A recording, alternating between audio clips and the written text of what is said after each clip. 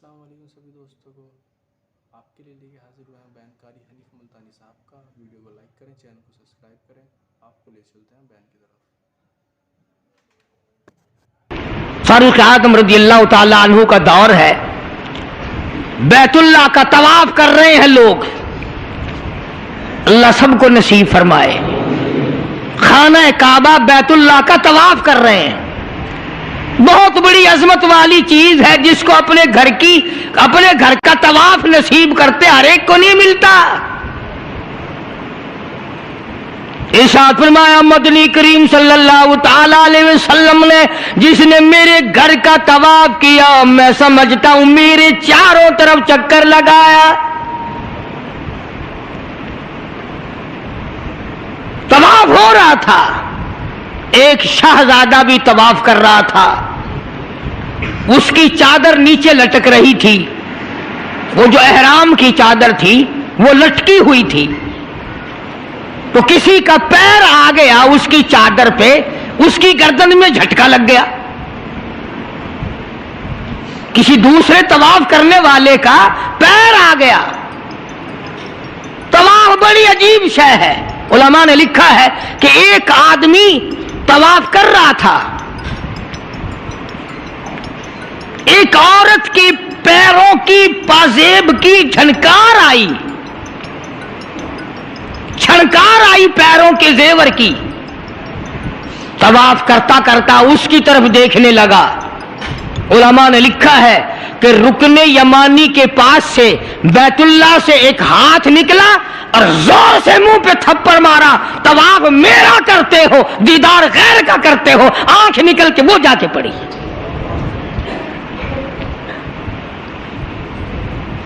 طواف میرا کرتے ہو اور زیارت غیر کی کرتے ہو، آنکھ نکال دی، تھپڑ لگا۔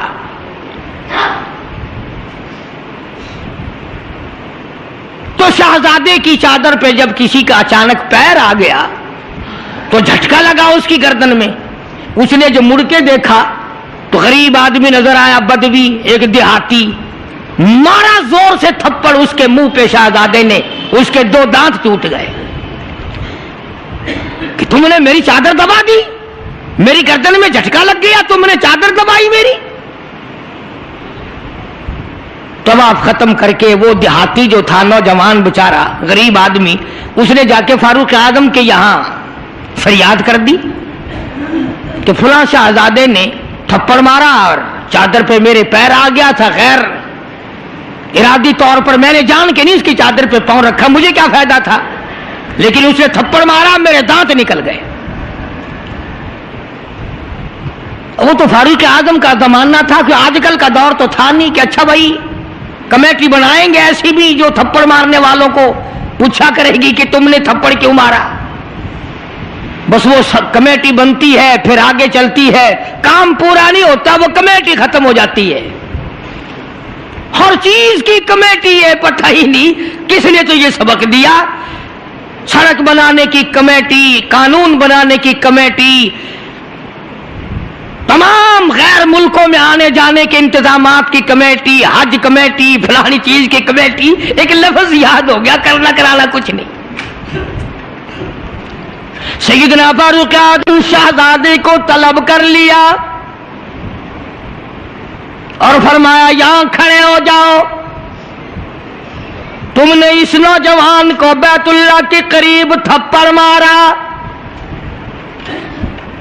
تماچا مارا اس کے منہ پہ، لگا اس نے میری۔ جب یہ بات سنی، وہ شہزادہ جو تھا وہ مسلمان ہوا تھا، کہنے لگا فاروق اعظم شاید آپ نے مجھے پہچانا نہیں، شاید آپ نے مجھے پہچانا نہیں، میں تو جبلہ ابن اوہم ہوں، میں تو بہت بڑا آدمی ہوں، میں کوئی دیہاتی ہوں، کوئی عام آدمی ہوں جو فوراً آپ بدلہ دلوا رہے ہیں۔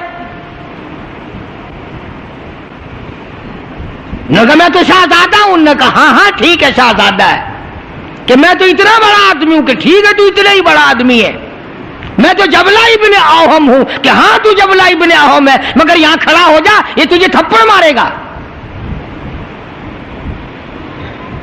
کمال ہے، میں اتنا بڑا آدمی اور یہ 2 ٹکے کا آدمی مجھے تھپڑ مارے گا کہ ہاں مارے گا؟ تمہارے یہاں چھوٹے بڑے کی کوئی تمیز نہیں کہ ہاں لا الہ الا اللہ محمد الرسول اللہ صلی اللہ علیہ وسلم پڑھنے والا یہاں سب ایک ہے. جس نے کلمہ پڑھا سب ایک ہو جاتے ہیں.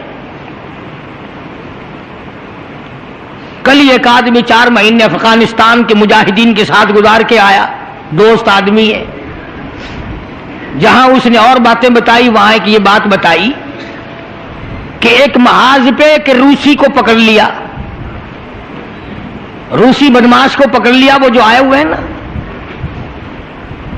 اس نے کلمہ پڑھ لیا، مسلمان بن گیا. تو 2-4 دن کے بعد اس سے پوچھا کہ تو نے اپنے کفر میں یا اپنے معاملات مذہب میں اور ہمارے اسلام میں کچھ فرق پایا؟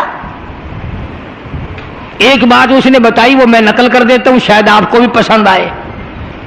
جتنے کہ وہ مسلمان بنا اتنے کی بات اسے محسوس ہوئی. کہنے لگا میں اپنے منہ میں بڑا ٹوتھ پسٹ مارتا تھا، بڑا برش مارتا تھا، بڑی منجن مارتا تھا اور میرے منہ کی بدبو نہیں جاتی تھی. جب سے میں نے تمہارا کلمہ پڑھا میرے منہ کی بو ختم ہو گئی. بالکل میرے منہ میں سے بدبو نہیں آتی، ورنہ میں خود تنگ تھا. اندازہ لگاؤ، لا الہ الا اللہ محمد الرسول اللہ پڑھنے سے اگر ایک روسی کافر کے منہ کی بدبو ختم ہو سکتی ہے تو کیا میرے تیرے جہنم کے سلگے ہوئے وہ لا الہ الا اللہ محمد الرسول اللہ پڑھنے سے جہنم کے انگارے نہیں بجھ جائیں گے؟ تو فاروق اعظم رضی اللہ تعالیٰ عنہ نے فرمایا کہ بھائی یہاں بدلہ دینا پڑے گا، یا کوئی چھوٹے بڑے کی بات نہیں.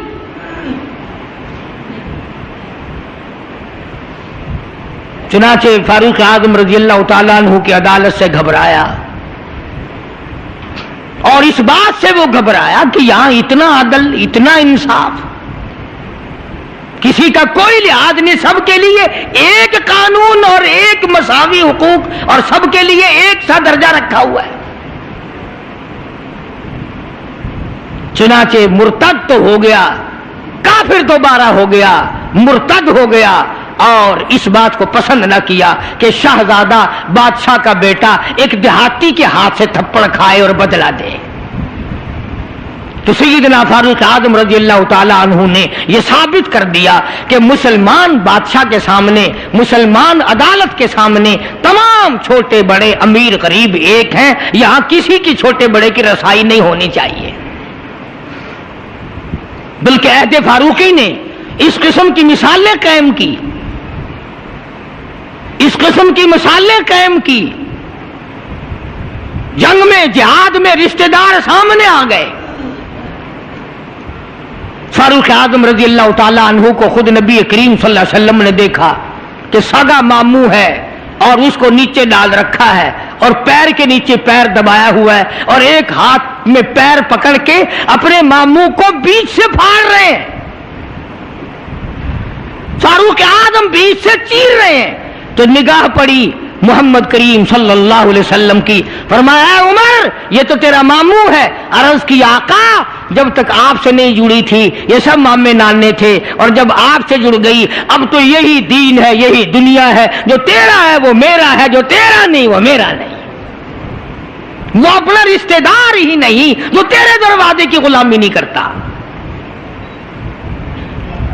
عرض یہ کرنا چاہتا ہوں کہ ہم لوگ اپنے آپ کو جنت کے وارث بنائے پھرتے ہیں، جنت کے ٹھیکیدار بنے پھرتے ہیں. نماز کی پابندی ہم نہیں کرتے، قرآن کریم کی تلاوت کو ذوق شوق سے ہمارے یہاں نہیں رواج. میں تو دیکھتا نہیں کہ کوئی عورت دن میں منہ بناتی ہو کہ آج ہمارے گھر میں کسی نے تلاوت نہیں کی، ہمارے گھر میں آج لعنت برسی ہوگی رحمت کے بجائے. پورے سال میں اگر گھر میں قرآن کی تلاوت نہ ہو عورت کو افسوس نہیں، مرد کو افسوس نہیں، بڈھی مائی نہیں افسوس کرتی، کوئی چھوکری افسوس نہیں کرتی کہ ہمارے پورے گھر میں قرآن پڑھنے والا ایک بھی نہیں. اور یہ آج نہیں پڑھا گیا، کیوں نہیں پڑھا گیا؟ نماز کی طرف سے کوئی افسوس نہیں کرتا. ظلم و زیادتی کر کے گھروں میں کتنا ہی لا کے دے دو، کوئی یوں کہنے کو تیار نہیں کہ تمہیں یہ ملا کیسے ہے، تم نے یہ حاصل کیسے کیا ہے۔ عرض کرنے کا مقصد میرا یہ تھا، بے شک نماز روک دیتی ہے بے حیائی اور بری باتوں سے، مگر وہ بھی نماز ہونا، نہ ہم نماز دل سے پڑھتے ہیں، نہ زکوٰۃ صحیح معنوں میں ادا کرتے ہیں، اور ان سب کی روح اور جڑ جو ہے وہ ہے انصاف مہیا کرنا، قتل کے بدلے قتل ہو، چور کا ہاتھ کٹے، شرابی کو کوڑے لگیں۔ ہم تو اخبار میں سن لیتے ہیں کہ فلاں جگہ شراب کی بھٹی پکڑی گئی، فلاں جگہ شراب پیتے ہوئے پکڑ لیے، مگر یہ کانوں نے آج تک سنا ہی نہیں کہ اس کی وجہ سے کوڑے لگے۔ زنا کی سزا ملی، شراب کی سزا ملی، چور کو فلاں سزا ملی، وہ ہم نہیں سن پاتے ہیں۔ اندر ہی اندر افسر لوگ جو گھپلا مچاتے ہیں وہ تمام کے تمام معاملات کو اڑا کے رکھ دیتے ہیں، اور یہی وہ چیز ہے جس کا قرآن کریم مخالف بنتا ہے۔ قرآن کریم نے للکار کی آواز دی، فرمایا بڑے بڑے لوگ جب ہیرا پھیری کیا کرتے تھے، وَمَن لَّمْ يَحْكُم بِمَا أَنزَلَ اللَّهُ فَأُولَٰئِكَ هُمُ الْكَافِرُونَ۔ یہ وہ لوگ ہیں جنہوں نے اللہ کے نازل کردہ کام کے خلاف فیصلے کیے، تمام خلاف اس کی عدالتیں قائم کی، پرواہ نہ کی، سوچا تک نہیں۔ کہیں فرمایا وَمَن لَّمْ يَحْكُم بِمَا أَنزَلَ اللَّهُ فَأُولَٰئِكَ هُمُ الْفَاسِقُونَ۔ قرآن کہتا ہے جو لوگ میرے قرآن کے خلاف بیٹھ کر فیصلہ کرتے ہیں، اللہ کہتا ہے یہ فاسق ہیں، یہ فاجر ہیں، یہ بدکار لوگ ہیں۔